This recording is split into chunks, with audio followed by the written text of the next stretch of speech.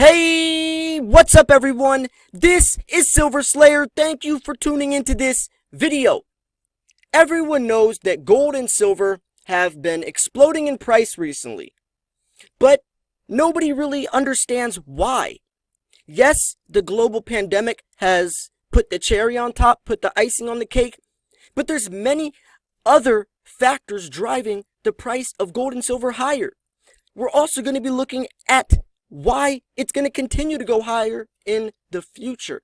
I'm very bullish on silver. I hope you are as well. With that said, let's jump into this video.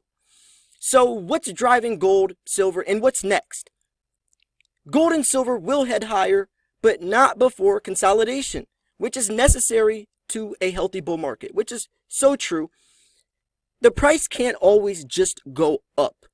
If it goes up, it's going to crash. Ironically, it has to go down. It has to drop in price before it can go higher. So the correction, the dip, the sell-off was expected, planned. So don't freak out with this. It's actually a good thing.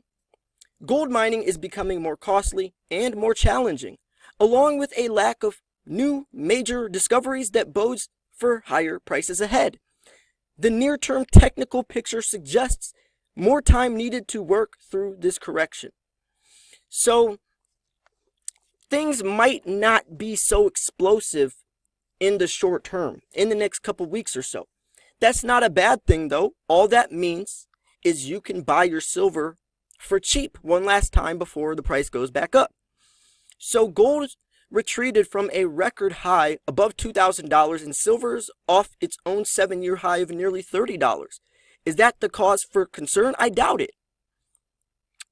These have been dramatic surges to new levels, brought by a combination of low interest rates, historic money printing, raising the specter of inflation, a softer US dollar, and of course, a global pandemic. But that doesn't mean gold and silver have to continue higher in a straight line.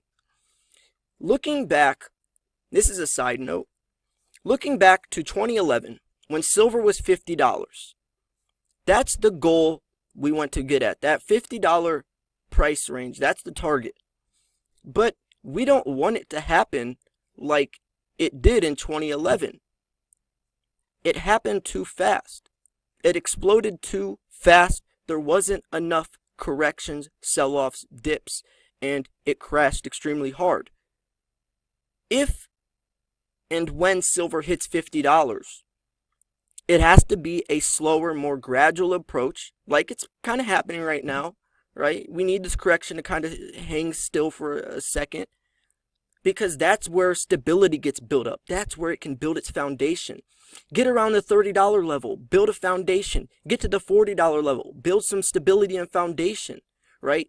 Then when it gets to $50, it won't crash back down to 20 because there's been foundation, there's been, this cushion under those previous levels. That's why Bitcoin never recovered at $20,000. It happened too fast. We don't want that same thing to happen with silver prices. So anyways, instead, these gains have been so strong that a period of retracement and consolidation are not only expected, they're crucial to the continued health of this precious metal bull market, what I was just talking about basically.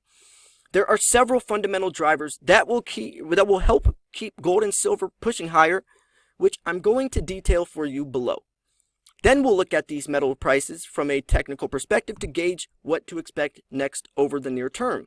So gold's fundamental drivers.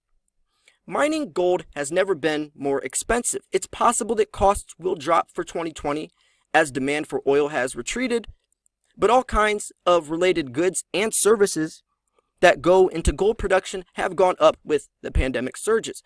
So cost of mining 1 ounce of gold, $700 per ounce, right? Around $700 per ounce, and that's looking at 2020. Back in the 90s, it was $200 per ounce, so it's definitely gone up. A higher cost of production will push gold prices higher. The metal is not likely to ever be produced at a loss, and if it is, it won't be for very long. So gold exploration budgets continue to shrink on a global basis as gold miners suffer from recent bias. They need to see gold at its current high price for an extended period before committing more funds to find more gold.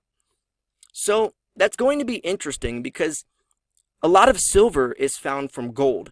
Silver isn't focused. There is no silver mines. All the mines are gold, lead, and zinc.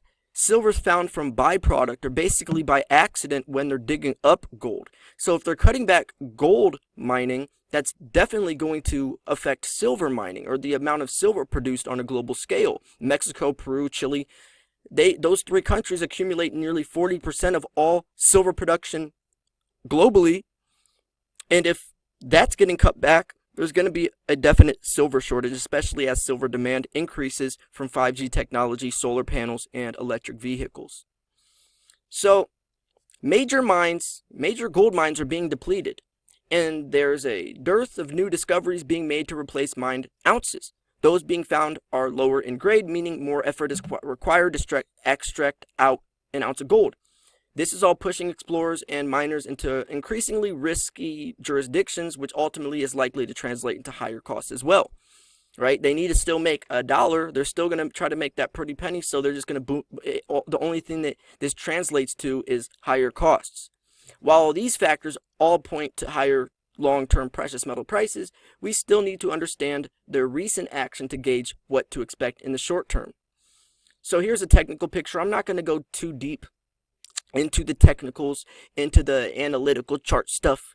Let's just kind of go over their summary of it though. So initial support is likely to be around the 50-day moving average, around $1,875.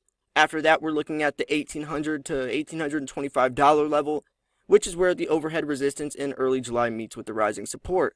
So we still got some interesting, support or resistance levels that we're going to be seeing. I don't think that gold's going to explode past $2,000 too quickly. If it does, then we're going to go into murky waters again, because yes, it's going to explode fast if it breaks past $2,000, but that might not necessarily be a good thing, like I was explaining earlier. So this indicator typically needs to get below 30, then turn upward to get a bullish signal for gold stocks. Silver's downside targets are previous resistance at $24.50, $23.20. So comparing the performance of silver stocks versus gold using the SIO and the SLV reveals some interesting insight. In early August, when silver peaked, the silver stocks only moved marginally higher. That was a strong indication that silver was likely putting in near-term peaks. Silver stocks, like gold stocks, are in a correction phase. So we definitely are in a correction. This is just, this is the market's correcting back to more normal, more normal prices, I guess. So anyways, to recap, the longer term view for precious metals remains bright, right? And that's where you should be investing. You shouldn't be investing for the short term. If you're only in this for a couple of years, you're investing for the wrong reasons, and you're investing into the wrong type of asset. Maybe stocks or Bitcoin would be a better investment for you, real estate. But precious metals is a much slower, much longer type of investment. It's kind of like putting your money in a time capsule. As the dollar depletes in price, your precious metals are basically in a time capsule, right? In 20 years, the dollar will drastically decrease, but your precious metals will have held their value because it has intrinsic value, which the dollar doesn't anymore. So anyways, the near-term technical picture continues to point to lower prices, or at best, a consolidation near current levels. So I still see gold reaching for $2,200 this year, and silver to edge towards $34, which is definitely normal. If it does hit this $2,200 level, it might be inflated around 24, 25, but it would probably get pushed back down to 22. And that's just because if it does get inflated that high, the correction would occur, and that's people selling a lot of their gold, transferring it to silver, whatever, etc. So I'm not really going to go into the stocks that you should be buying right now. You guys know me. I really hope you're investing into the physical precious metal.